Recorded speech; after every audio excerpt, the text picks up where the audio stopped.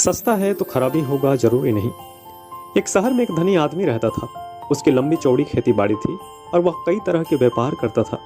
बड़े विशाल क्षेत्र में उसके बगीचे फैले हुए थे, जहां पर अलग अलग तरह के फल लगे थे। उसके कई बगीचे में अनार के पेड़ बहुतायत में थे, जो दक्ष मालियों की देखरेख में फल फूल रहे थे। उस व्यक्ति के पास अपार संपदा थी, लेकिन उसका हृदय संकुचित ना होकर अति विशाल था।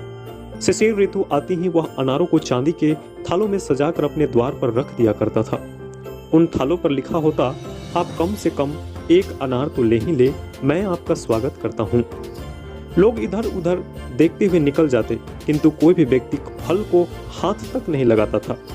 तब उस आदमी ने गंभीरतापूर्वक इस पर विचार किया और किसी निष्कर्ष पर पहुंचा। अगले शिशिर ऋतु में उसने अपने घर के द्वार पर उन चांदी के थालों में एक भी अनार नहीं रखा, बल्कि उन थालों पर उसने बड़े बड़े अक्षरों में लिखा, हमारे पास अन्य सभी स्थानों से कहीं अच्छे अनार मिलेंगे, किंतु उनका मूल्य भी दूसरे के अनारों की अपेक्षा अधिक लगेगा।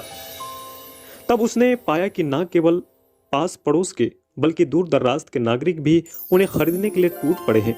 कहानी का सार यह है कि भावना में दी जाने वाली अच्छी वस्तुओं को है दृष्टि से देखने की मानसिकता गलत है। सभी सस्ती या निःशुल्क वस्तुएं या सेवाएं निकृष्ट नहीं होती। आवश्यकता वह दृष्टि विकसित करने की है जिससे वस्तुओं की गुणवत्ता का ठीक ठाक निर्धारण किया जा सके। सस्ता है तो खराबी होगा जरूरी नहीं। आप इस बात पर विचार विमर्श करें और सोचें कि सस्ता है तो खराबी होगा जरूरी नहीं, यह क्या कहता है। धन्यवाद।